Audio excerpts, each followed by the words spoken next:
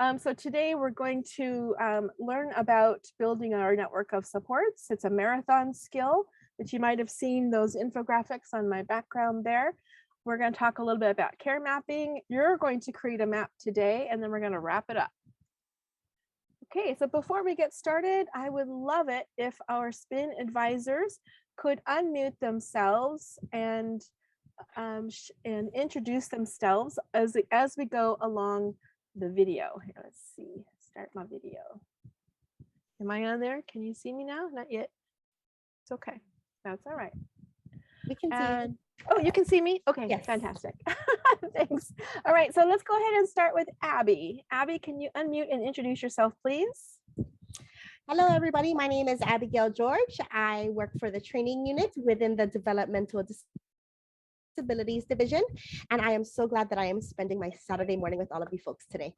Thank you. Amy? Hey, hi everyone. My name is Amy Ruhak, and I am so grateful to be here with all of you. This has been such a wonderful session so far. I work in the Hawaii Department of Education in the Office of Student Support Services in the Exceptional Support Branch. Thank you. Anthony? Hi, I'm Anthony Akamine. I'm a consumer with a disability, and I currently work at the State of Hawaii Office of Elections, and I'm grateful to be here. Thank you, Anthony. Daintree? Hi, Daintree Bartolis. I'm the Executive Administrator for the Hawaii State Council on Developmental Disabilities. I couldn't get my background working. Sorry about that, but pleasure to be here. We're happy to have you. Background or no? Thank you. Who's next? Hannah. Aloha kako, I'm Hannah Diaz, and I am so pleased to join you folks. Happy Spin Day. I'm a community partner. You are a great partner, Hannah. Thank you. Helena, are you able to unmute and say hi?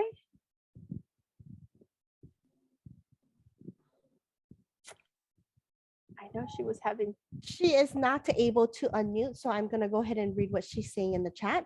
Thank you. In my Helena voice. Hi, everyone. Sorry, don't have audio. I'm Helena Pontilas, and I am a social worker at Shriners Hospital, and she is happy to be here. Thank you so much. Good morning. Okay, Jackie. Hi, I'm Jackie. I'm so glad to be here. Also, I'm a certified family peer specialist with Hawaii Families as Allies. And I'm excited for the SPIN conference every year. And this year did not fail to meet my expectations. Loving it. So glad to be here. Awesome. Thanks, Jackie. Okay, Dr. O. Hi there, Jeff Okamoto. I'm with the Kapi'olani Medical Center as a developmental behavior pediatrician, and I'm faculty with the John A. Burns School of Medicine. Good morning. Nice Thank to you. be here. Nice to meet you. Our next one here is Kiriko Takahashi. She is with the Center on Disability Studies. She's Dr. Wapat's counterpart here in Hawaii. She was unable to join us today, but she is wishing us all a happy SPIN conference. And also Merlene Jose is traveling. Good for her, getting out and about in the world, and also wishes everyone a happy SPIN conference day. Our next one on the screen here is Michelle Manfredi. Michelle, can you unmute and say good morning? Aloha and good morning from Texas, everyone. What a great conference it's been so far. I'm a parent advocate, and I am just really honored to always be a part of the advisory committee. Thank you. Thank you, Michelle. We're always honored. Maeda?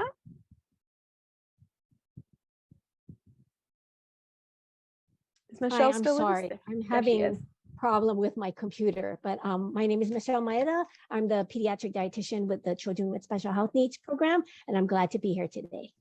Thank you, Michelle. Good morning. And we've got Renee Manfredi here. Aloha, everyone. It's so nice to be here with the SPIN conference. I'm so excited every year to get to do this. It's kind of hard to be on the mainland. I miss my ohana. I am an advocate. I too have autism. I'm also a Special Olympics athlete, Special Olympics Global Messenger, Health Messenger, Sergeant Shriver International Global Messenger, and paid consultant for Special Olympics International in athlete leadership and inclusive health. And I'm just so thrilled to be here. Mahalo. Thank you, Renee. We're thrilled to have you. I think Renee is probably busier than all of us and more well-traveled too. All right, and Sarah is next on our screen. Thanks, Amanda. Renee, that was amazing. I am a teacher and I used to work with Best Buddies and am still very involved with Best Buddies, and also still on the board of Hawaii Autism Foundation. Worked for them for a while. So happy to be here with the Spin crew. Love them. And thanks, Amanda and Susan, for all you're doing today. Great. Thanks, Sarah, for joining us today. Sherry? Hi, I'm Sherry Umakoshi with the Department of Health Early Intervention Section, representing the many children and staff that we work with from birth to 3. Thank you. Thank you, Sherry. Stephen, next up. Good morning, everybody. Stephen Venata with the Community Children's Council Office. We're a program within the Community Engagement Branch over at the Department of Education. Good to be here. Thank you, Stephen. And Susan Wood is actually traveling on the mainland. She is at a conference right now and wishes us all a happy Spin Day. And our last one here on the screen is Miss Tina.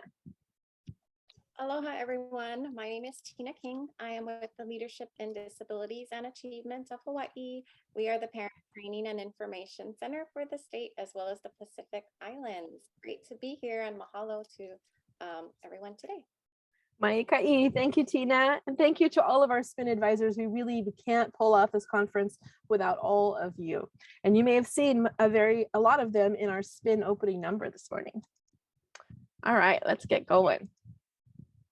Come on, let's go to the next slide. You know how technology, who is having, oh, there we go. We just wanted to have a really quick icebreaker to get to know you folks. And let's just have one question. Just take one question out of these 5 and pop it in the chat for us. And let's learn a little bit more about you. One of my favorite things about Spin Conference is the networking and meeting different people and talking story in the halls and having a lunch together. And we miss that about the Spin Conference going virtual. We're so happy to connect with you, but we want to connect a little bit more. So tell us a little bit about yourself, okay? Just pop it in the chat and tell us something about you. Breakfast for us today, Susan and I had some yummy bentos from Zippy's. That was our breakfast this morning. So drop it in there, talk to each other in the chat, share something that's going on in your life, and connect with one another. Okay, and as you do that, thank you for participating, folks in the chat. I can see that buzzing up there. We're going to talk a little bit about care mapping. Now, down here on the bottom, you can see a sample of a care map. When I make a care map for my son, I do it like that on paper with colored pencils, colored markers, because I'm a color coordinated girl. But then I will take all of that and turn it into something like I use PowerPoint so that I can pass it out and people can actually read my writing. I share these with my IEP team. I share them with our medical team, with our therapists team. And it helps them also to see sort of what's going on in our life. You know, if you're going to see the IEP team, for example, they only see the school side of the child. They don't see the whole child. They don't see the medical side of them. They don't see the community sports that they're having, those supports. And so this is a really great way to see that whole child. Now, today we're only going to focus on 4 topics: education, health, community, and advocacy government stuff, but you can certainly add more to your child's care map. If you're a teacher today, you can do this for yourself. This is a great way to also see what's going around if you're having an aged parent that you're helping to take care of, and see where supports and services are coming in and where you might have pukas and where you might have too much. So it's just a really nice way to take a look. The other thing I like about care mapping is sometimes I think, like, why am I so stressed out? Why do I feel overwhelmed? And then once I look at my care map for my kiddo, I go, oh, wow, look at all the things that I am managing all the time for this kiddo. It's not just school, but there's this whole other wraparound supports for him, but I am the care coordinator for that, or my family is. If somebody is using the annotate, could you stop, please? Thank you so much. But we do invite you to use a colored paper, colored pens, markers, whatever you like to do this activity. We did put in the on the computer on the website there is a copy of this that you can download, or just grab a piece of paper, just grab a scratch piece of paper. And what we want you to do is draw a circle in the middle and put your child's name there. So don't write your child, write your child's name. If it was me, I'd put Ikaika in the middle, and then put another circle around that and put Ohana, put your family there. If you want to put your names there, that's totally fine, because some people in your Ohana might do different things to support your child with a disability. And these are the 4 buckets or bubbles, that we're going to call them bubbles today, that we're working off of: early intervention or school supports, medical and health supports, advocacy, government organizational supports, and Ohana neighborhood and community supports. Okay, so this is where we're going to start. All right, and so what we're going to do is we're starting with our first bubble. Off to the side is our school supports. If you're an early intervention family, think about early intervention services. If your son or daughter is going to college, then these are college supports. If you're doing this for a family member, you can add something else in here, something that might resonate with the services that you're receiving. And today we're going to have our advisors step in and present a couple of bubbles each time. And you can see Amy and Sherry and Sarah, Stephen and Susan. It's Amy and the S's here are going to share some ideas that you can place in your child's care map. So let's go ahead and take it away. Okay, so I'm going to go ahead and get started. Of course, with our school supports, we immediately think about, who is on the IEP team. And what really struck me this morning, the question that was put into the chat said, what was the best piece of advice that you've received? And I was struck by how many parents put in that they know their child the best, and they are their child's best advocate. So I just really want to stress and remind everyone that when we talk about school supports, of course, we're looking at your IEP team, but the parent and your child, you are the critical key members of the IEP team. So don't ever discount your voice in these IEP team meetings. So basically just getting organized on who is in your IEP team. And so the most critical person to start with is obviously your care coordinator, because your care coordinator is sort of the master organizer of all of the different services and helps to communicate with everyone else who's on the IEP team. Some things to keep in mind about your care coordinator: sometimes your care coordinator is your child's teacher, but sometimes your care coordinator may not be your child's teacher. And so if that is the case, then you're going to have to be very mindful about how is your care coordinator able to really make sure that the supports are in place for your child as your child is working with other teachers. One of the things that you also need to think about is, as your child is in elementary school, they may have one teacher. So all the teachers are on the IEP team. So you might have one teacher, but as your child ages and goes into middle school or secondary school, they're going to increase the number of teachers that are providing them with services. So you want to make sure that you keep tabs on who all of those teachers are, because they will be adding to your IEP team, and you want to make sure that you're aware of who is working with your students. And this is important because we want to make sure that all of the teachers are knowledgeable about the key components and substance, right, of your child's IEP. Another thing you want to make sure that you're mindful of is, does your student have an educational assistant or paraprofessional in the classroom that works with your child? Does your child have a one-to-one aide? Is your child working with a specific tutor? And something that I think is especially of critical importance now, especially, with a lot of schools pushing, way much more actively for inclusive practices.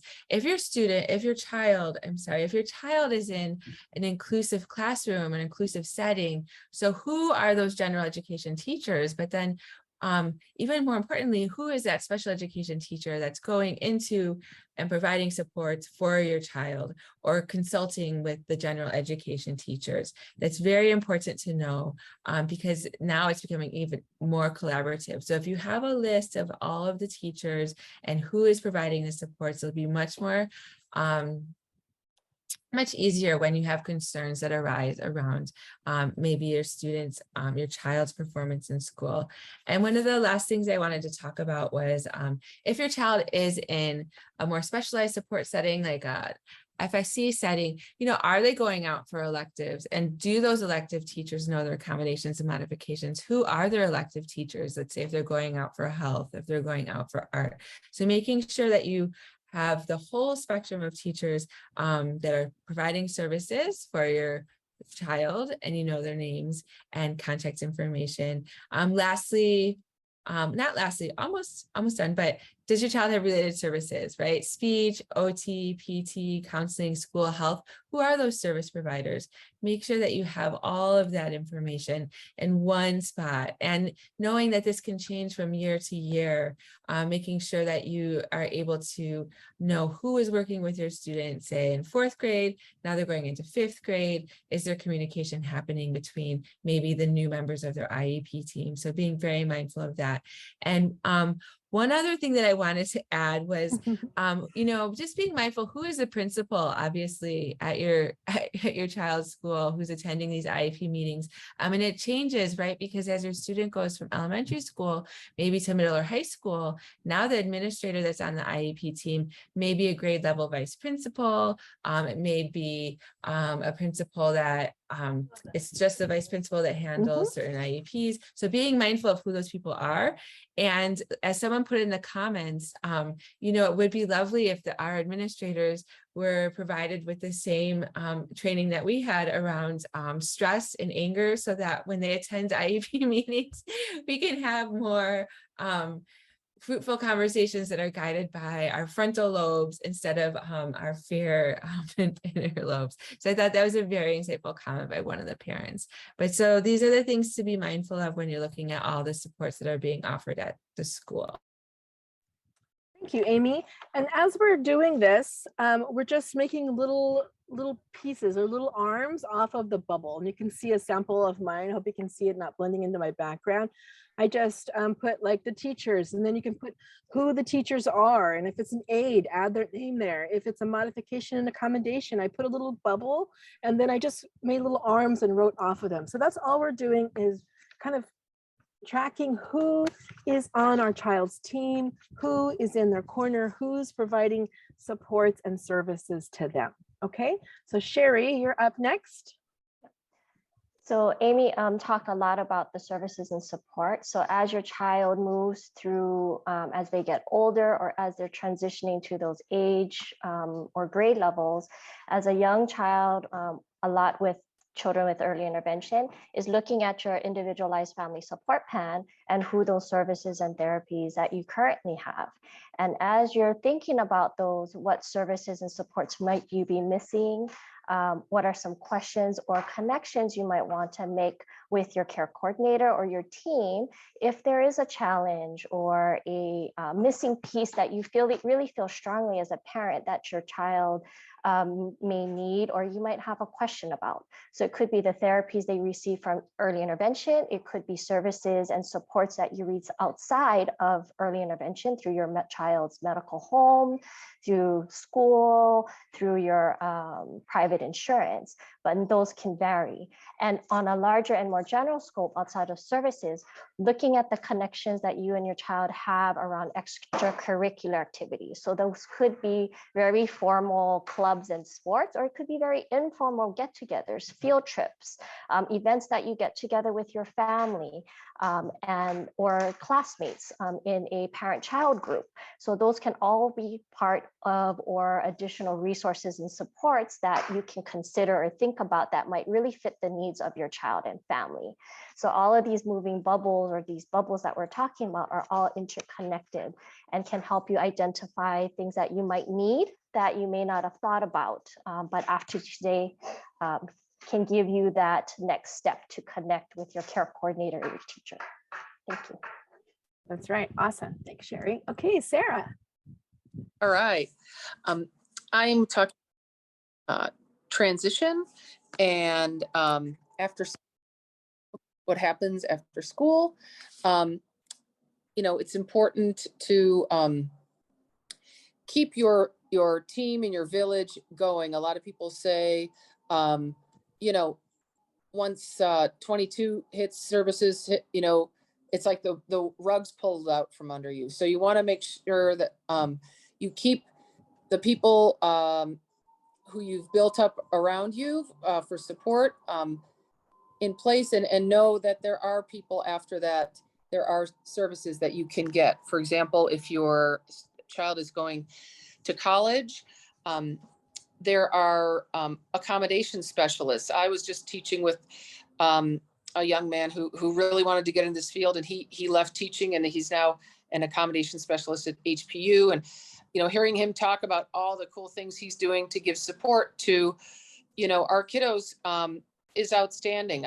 I never even knew that this was a job, and he's loving it, and he's doing so many things. So that is out there for kiddos who want to go on to college. There's also programs, obviously I'm partial to Best Buddies, but after school you can learn about how to get a job and get trained in how to receive, competitive integrated employment, and learn self-advocacy, self-awareness, and how to really advocate for yourself and get a job and be a part of the community and really feel good about yourself and move into adulthood. There are citizens programs within Best Buddies. I know Hawaii Autism Foundation has programs for kids after school, transition services.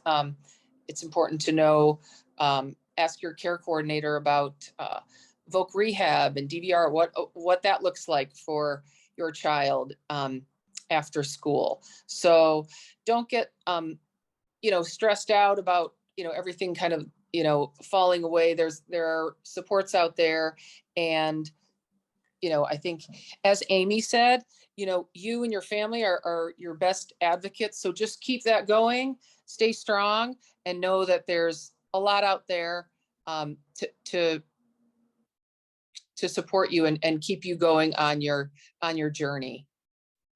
Great. Thanks so much, Sarah.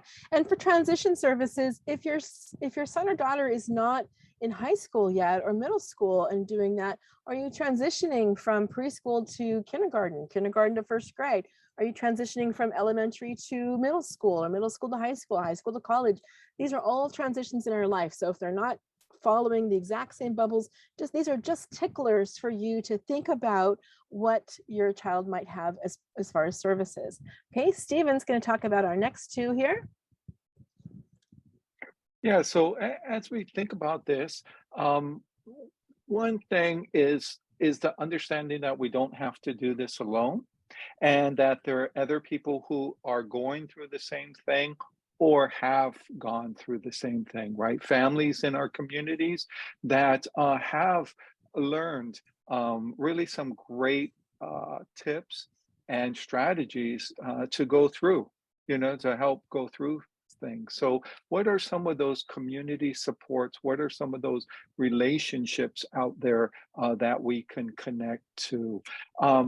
Such as the community children's councils, right? It's a great place to come and meet new people and develop trusting relationships with other parents or with some of our wonderful professionals out in the field. As we do this, also, how do we navigate when we find ourselves in a tough situation where we don't know the answers? Can we lean on some of these professionals that we have built relationships with, or maybe some intentionally seeking out new relationships with folks to help us navigate those kind of challenging situations? That's something to think about in these maps.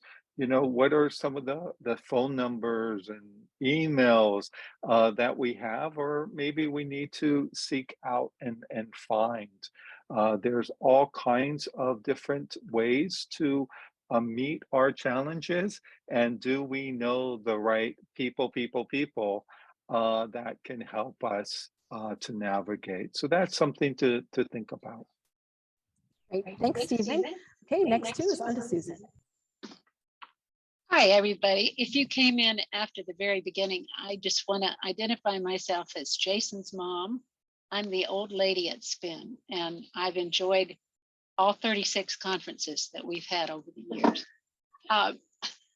My job is to talk about who might be helping you and who you might have had contact with, who's not at the school level, but they're at the district level or the complex level or even the state level. And in the old days, before we developed our complex areas, we had 7 districts in Hawaii. And our special education structure is still arranged around districts. So people at the district level that you may have met might be a preschool coordinator if you're just coming into school. It might be someone who's on the school-based behavioral health end of things, or it could be an autism specialist. These folks are all available to the school, and they can be available to parents as well if the school needs more support, more expertise in order to help your child. Now, at the state level, we've got some fabulous people. You met Roxanne this morning. Annie Kalama is on as well. She's the current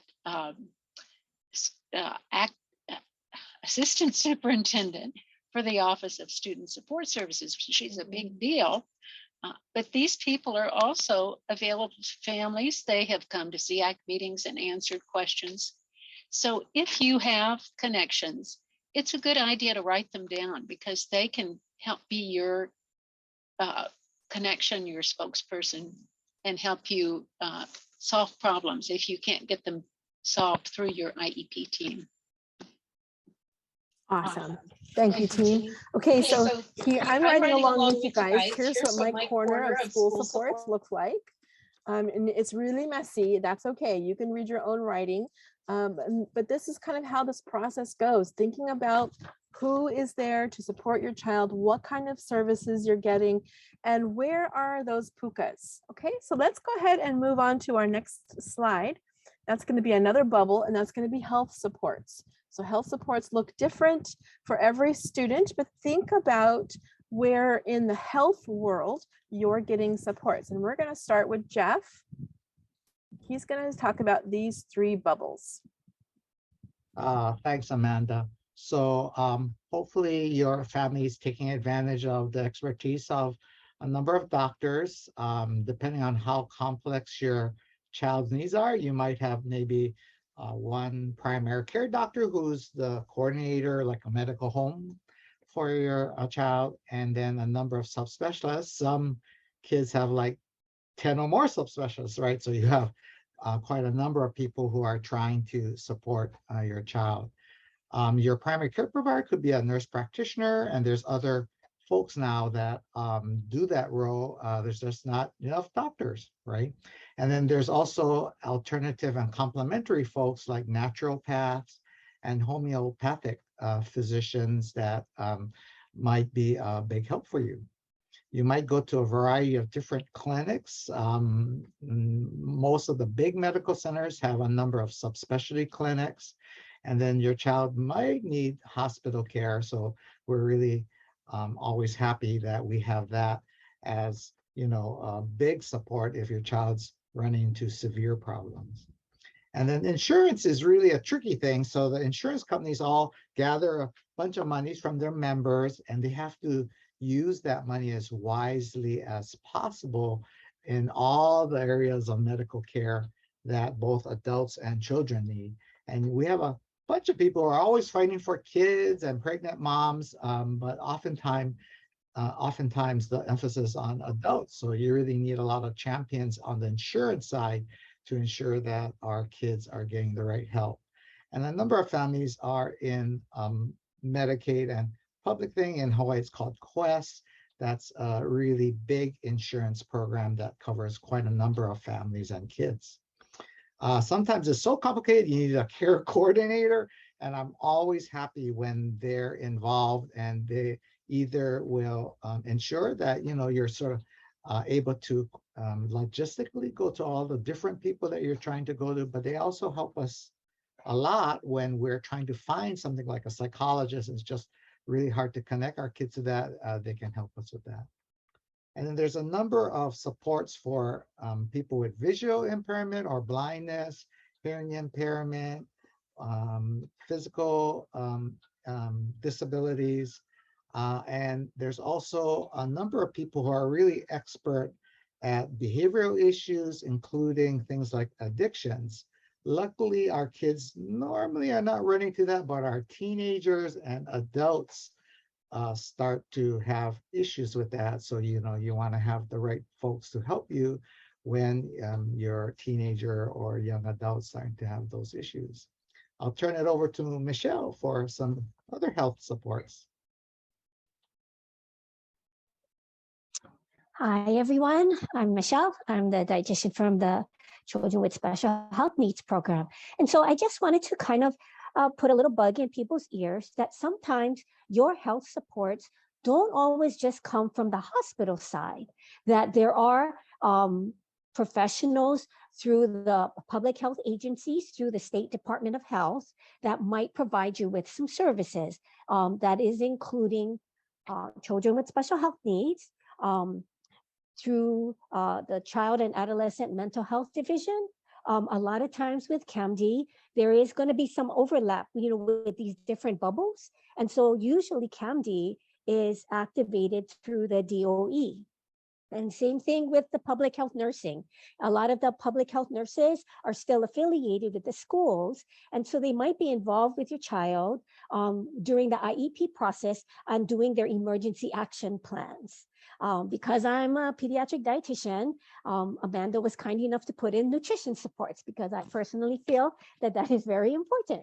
And so with the pediatric nutrition support, we kind of try to allocate through the different systems. The biggest system is going to be Kapiolani Medical Center for Pediatrics, or where they have all their dietitians inpatient and also an outpatient in certain subspecialty areas. You can also get nutrition supports through Shriners. They have a dietitian there to help with some of the clinics through Shriners Hospital.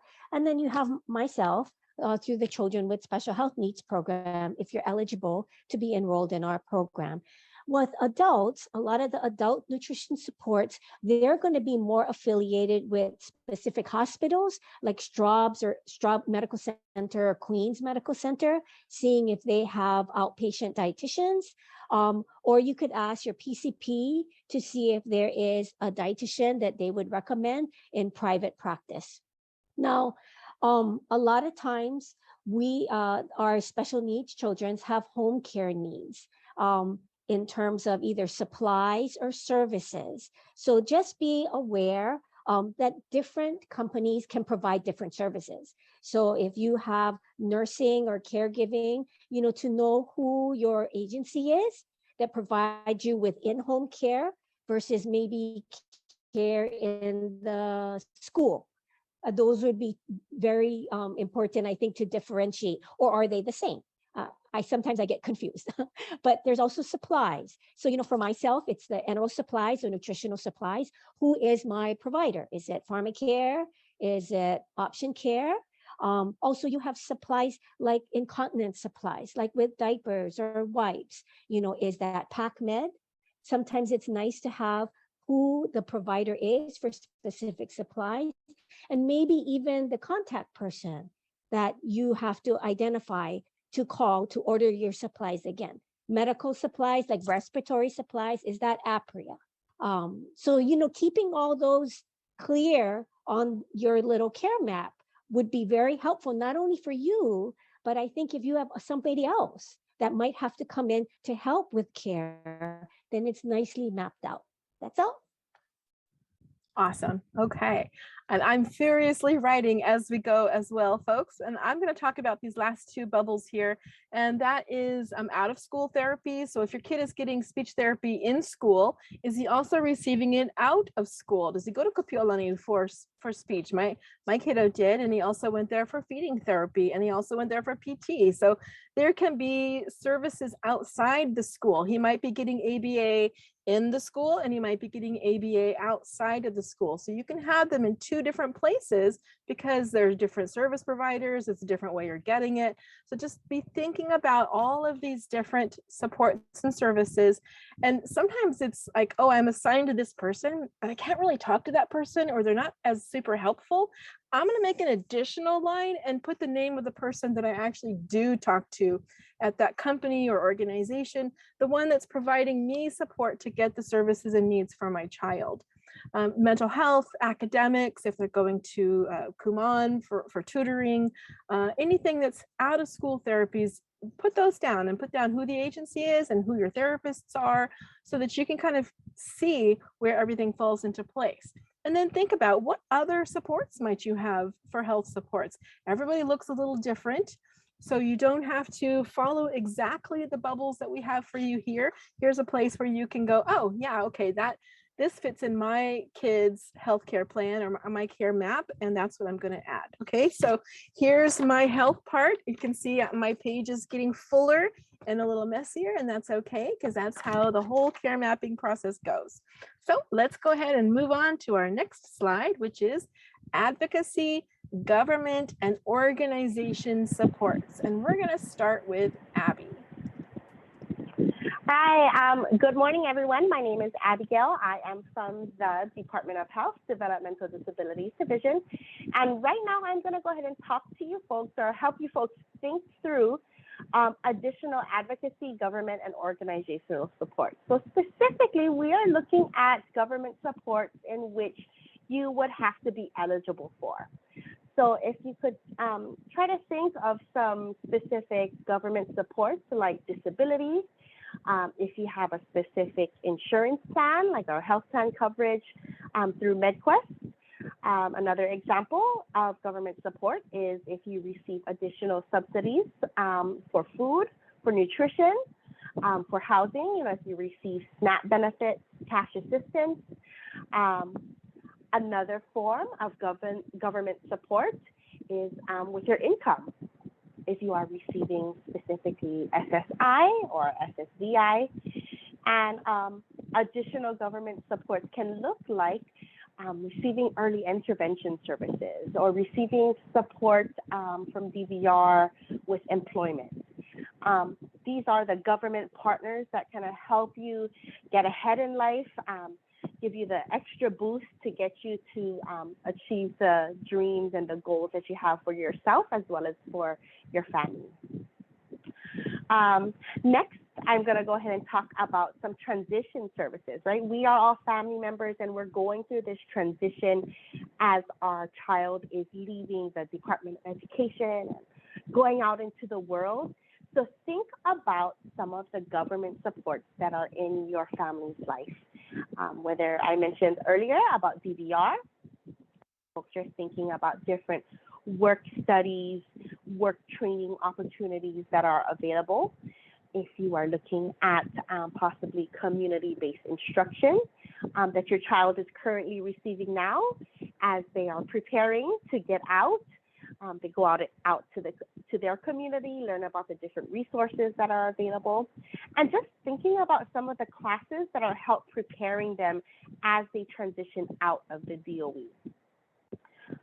There's so many things that are out there, but these are just some aspects that will help keep the brain thinking for you folks. Great, thanks, Abby. Okay, up next is Renee. Just going to talk about these two bubbles here. All right, aloha everyone. It's so nice to speak with you today. I'm going to talk to you first about support groups. Are you going to support groups? Are you familiar with what a support group can be for you? A support group can be a place where you are meeting other people or where you're getting information. Many are both, such as conferences and coffee talks. Your support group can open doors to other support groups and friendships. Local support groups such as the Hawaii Autism Foundation, Down Syndrome Ohana, Hawaii Autism, and national groups like TACA, National Down Syndrome Society, Hands and Voices, PACER, and the National Association for councils on developmental disabilities also provides support and ideas and ways you can learn what is going on nationally.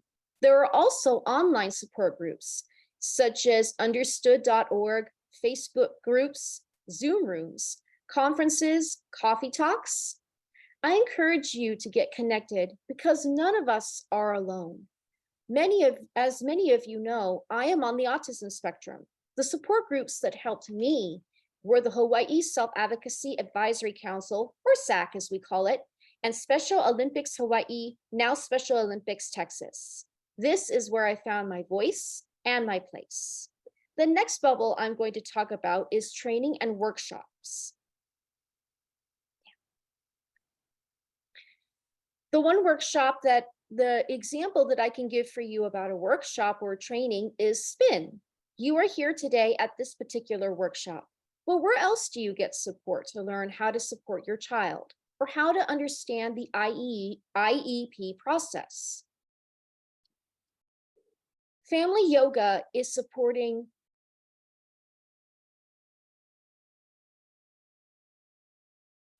there is the LDAH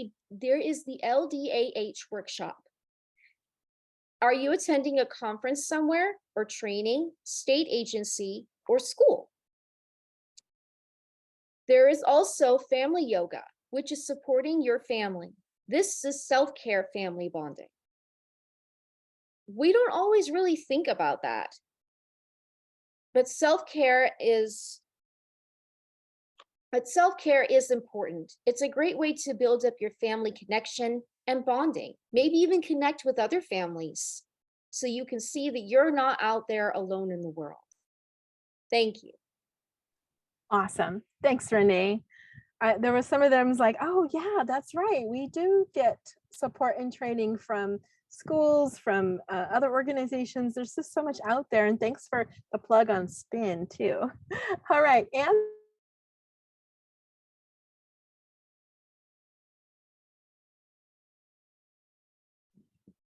oh, there we go. Okay, Anthony is going to talk about civic supports.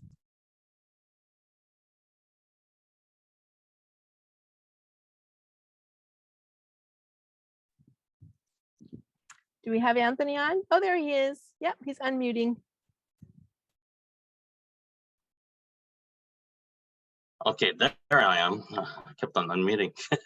Anyway, I am Anthony Akamine, and I'm going to be talking about civics and specifically voting, legislative, and transportation. And with that, let's start with voting. I mean, as many of you folks already realize that right now we have upcoming voting, the general election. And as I think about voting, let's start about registering to vote. And you know what, that's one of the things that you can think about even with our kids in high school. I mean, you can actually start teaching them about voting from as early as 16. So, you know, you can think about at a Footsteps to Transition fair, learn more about civics. You can learn about what options you have to register to vote. But in addition, as you get older, you'll want to decide, you know, how would you like to vote, whether it be utilizing your ballot that comes by mail, or even going down to a voter service center and vote at an in-person location, or even utilizing different accessible voting options. And, you know, what support do you have to assist you? You know, for some people, they may just need a little assistance in reading the ballot, or you may need some assistance getting to a voter service center, if that's what you choose to want to do. But one of the other things that I was thinking about when it comes to voting is thinking about candidates and consider how do you get to learn about candidates. And I think about the places like that could be a great resource, like the Self-Advocacy Advisory Committee, DD Council, on the different islands where they host different disability legislative forums. That's a great opportunity. You have voting, you think about how to vote, but what about why? I mean, that's where you talk about the legislative, and you can consider attending a Day at a Capitol event, visiting your legislator, making contact, letting them know what's important to you. In addition, learning how to write a testimony, you may want to contact the public access room. And, you know, it's so many things to think about. But then I was also thinking about part of getting involved in the community and being engaged in civics is even getting a job. And that's what resources do you have in terms of getting a job, you know, whether it be your first job, getting a worker's permit, a job coach, or things like that. And finally, transportation. It's always good to think, plan, and consider options. I mean, of how to get to these different events. There might be paratransit, there might be the handy van, or the bus, or even friends or family. So that's, you know, a lot of things to think and consider. So with that, thank you. Awesome. Thanks, Anthony. I was also thinking of like sign waving is a good civic activity to do out in front of the Capitol if you feel really passionate. All right, we're going to go on to Tina. She's got the next two bubbles here. Tina? All right. Aloha, everyone. My name is Tina King. I'm with the Leadership in Disabilities and Achievements of Hawaii. We are the Parent Training and Information Center for the state as well as the Pacific Islands. So we are covering the bubbles for advocacy. So we're looking at school, community, or even looking into ADA or legal issues. So as the Parent Training and Information Center, we are working to enhance the educational work and life opportunities for children and youth with or at risk for disabilities. So what we really want to do is empower them and their families through things like screening, identification, providing information, training, mentoring, and by public outreach and advocacy. So a lot of times parents will contact us or they will touch base with us in the community if they have any questions regarding their children in general. And then we move into support when they start seeing that maybe there may be some developmental concerns that they want to look into. So one of our first programs that we like to help parents navigate to is our School Readiness Project. In this School Readiness Project, we offer free developmental, hearing, and vision screenings free of charge for children ages 0 to 5. Part of that program is we find it really important to follow up and strengthen families through case management and parent education.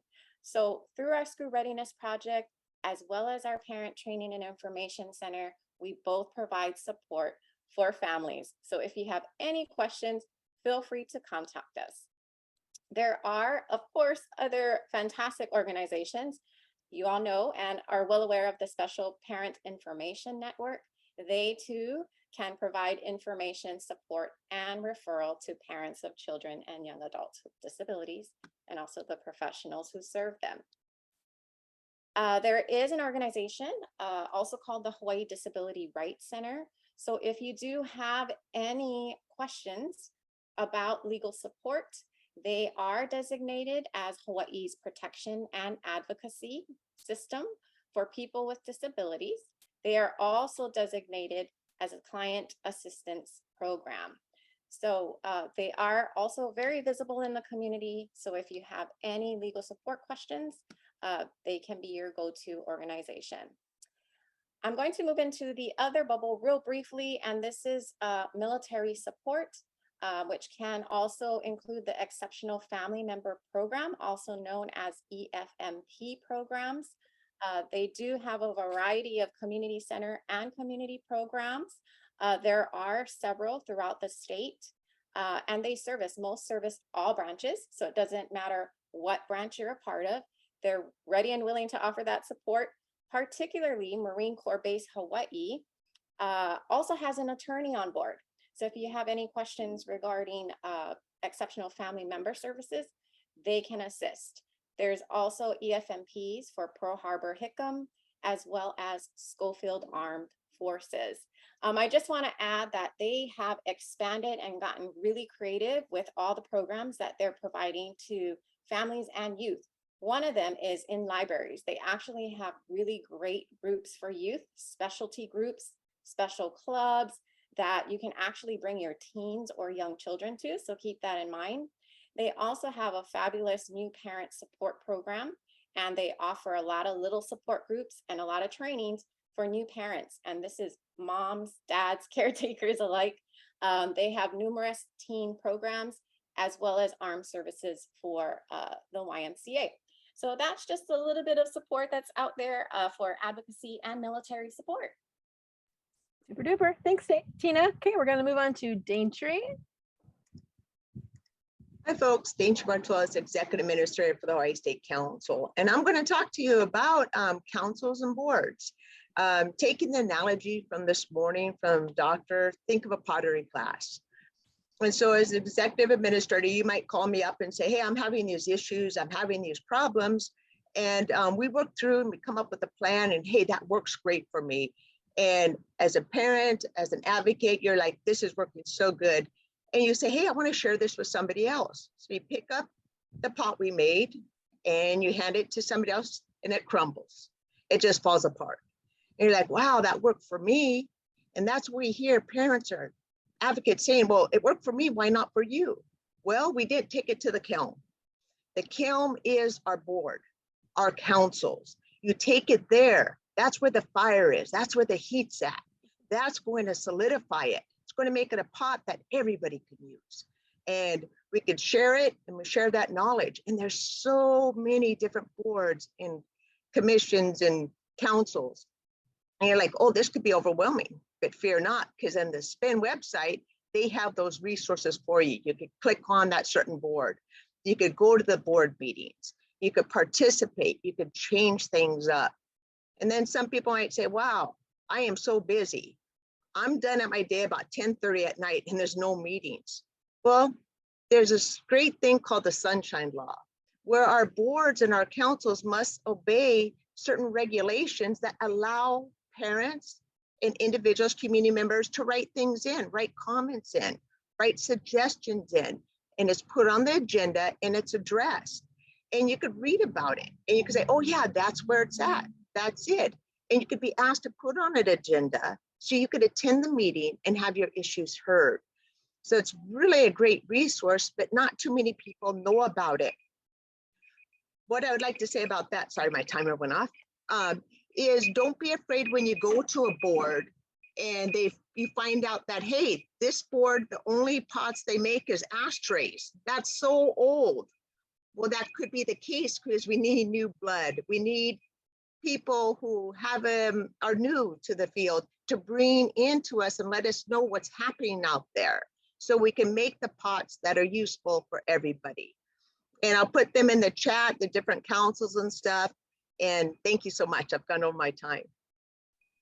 Thank you so much, Daintree. I love the pot analogy. That's perfect. Now, folks, I know we are getting towards the end of our time together, but we have one more slide that we want to work with you. And how is your care map doing?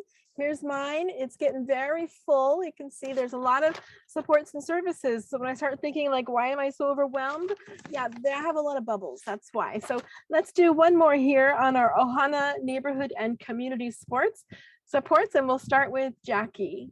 is going to do these three.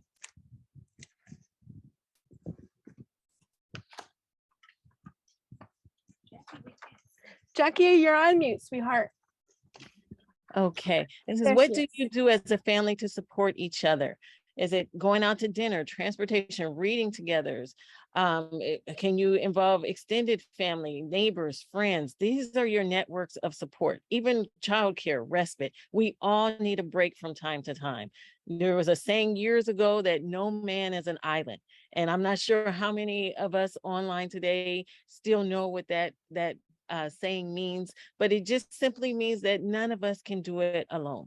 We have to reach out to the supports that we have available to it. They could be natural supports or formal supports, but it's most important that we take that time as a family. Very few families now sit down together for that dinner table conversation where we find out and catch up. How was your day? What was the high point? What was the low point? Tell me about what's going on, what projects you have coming up, so that we can work together on them as a family. We have to, especially if you have a child with special needs, we have to involve as many people as we can. We call it a village. You know, we've all heard that expression. It takes a village to raise a child. And especially when we are working with, you know, families that have children with special needs, we realize that the importance of being able to lean on other people for support. And so, yes, definitely utilize the services that you have available to you. Reach out, network, partner with the agencies that may be able to let you know about these services that they have, and make that connection. That's all I have. Thanks so much, Jackie. Okay, Michelle is going to talk about these two here. Ms. Manfredi. Hi, I'm right here. Can you hear me? Okay, I'm going Yes, to we quickly can. share some ideas about technology and how Renee and I use it to our benefit. For us, the cell phone became our highway of communication that allowed Renee to begin shopping and navigating the community without me right there.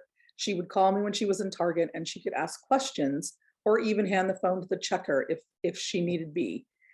This was something I never really looked at as a form of technology that could support us in our life, but it definitely became our biggest support. This led to learning about FaceTime, as she wanted to show me things in the store that she was talking about and I couldn't understand.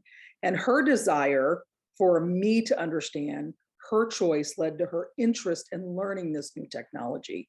I don't think it was something I could sit down and just tell her about, but the desire to be more independent helped open that door for us. As we did our map, I could see this was actually a really strong area for us, which surprised me. It helped Renee gain confidence and independence. And from one skill, we were able to move into the next, like texting, whenever she wanted to ask me a particular question. This tool helps us in stores, it helps us on meetings, it helps us in our everyday life. So I don't know where you are with you and your child in the cell phone, but if you give it a new look, because it could become one of your biggest umbilical cords and biggest supports. The other tool for us, of course, is the computer. Everyone had to learn to use the computer through 2020 in a really big way. I think 2020 demonstrated the need to have the skills that we never thought were important. And if you didn't have them, you were left out of the information highway. Your computer is your way to do your Zoom calls, to stay connected with school, but also to stay connected with their community and any community opportunities that they may have. We began to use this, as did everyone, in a mighty way, but it made me look at the computer and all of the demands that may come with it and all of the stresses, as have been referred to throughout today's meeting, but in a different way. I am using this technology to help us move forward, not the technology like overwhelming me. So I hope that depending on where you are with your friendship with technology, these may give you a few ideas of how to utilize them as you and your child navigate their future and as they become more and more independent. Am I supposed to also talk about transportation? Just real briefly, if you don't Just real mind. briefly, okay. If your, let's not forget transportation. If your child has transportation, what does it look like? Is it a school bus? Is it a carpool? Is it, riding a bike or walking? Do they have pad workers? This is Auntie pick them up. Think about transportation in your life and how that supports you, and how one thing I love about this is you can definitely see the gaps. Thank you. Fantastic. Thanks, Michelle. Yep, Hannah is going to talk about these next two here. All right, I will be brief. Okay, so if your child is older, your child is preparing to move from student to adulthood, what sort of college supports exist? Employment support and training might be something like help with resume writing or interview preparation. There is peer-to-peer support. Housing is a consideration in day programs, which, depending on your child's needs, may vary to a great extent, of course. And awesome things that I want to cover for all of us: sports. Parks and Rec has great options for getting involved and being active. Special Olympics, we have our superstar Renee. And another example locally is Never Quit Dreaming, which offers some great activities for our keiki. Yeah, they got a Halloween maze coming up really soon. Excited for that one. Thank you, Hannah. Okay, and then the last two here is for families who are thinking about guardianship or power of attorney for education, conservatorships, trusts, an ABLE account for savings, wills and plans. All of these things we still need to be thinking about for our kiddos. Even if they're young, we will get to a point when we have to start thinking about who's going to take on the responsibility when we go. And then also just thinking about childcare. Oh, did I have childcare? And was that just me? Did I have one? Oh, no, that was me. Okay, so just thinking about where, yeah, there I go. Guardianship. I'm so sorry. I kind of got lost in my slide. There we go. Guardianship. There we go. So just think about where your child's center is, who's around them, and who is going to be the next layer around your child. Okay, so these are our ohana, our neighborhood, our community supports. And if you take a look at my map here, it's very full now, but I do notice I've got some pukas, especially like in sports and transportation, because my kid is a techie kid. So under tech, I've got a lot of stuff under there. So let's just do a quick look at then what your map looks like. Oh, I had clubs. That's right. Clubs, classes, faith-based hobbies that also get put in there. So do a reflection when we're POW with this workshop and POW with the SPIN conference. What did you notice in your child's map? What's missing in the supports and services that your child's getting? What could you add to it? Based on the conversations today, did something go like, oh, aha, I never thought about that as a support or something that I thought that I needed. Like Michelle was saying with technology, she never really looked at tech as a support, but really it can be a connecting factor for a lot of our kiddos. All right, well, thank you guys for joining us. I love those maps. Look how busy they are. I love the colors on them that Kat has. Thanks, Eber, for sharing. I hope that this has been a helpful plan for you to think about those supports and services that you have for your kiddo and what might be missing. And you can do this for any family member. You can do it for yourself to think about where you need to have more support in your life. It's just a really nice tool to have.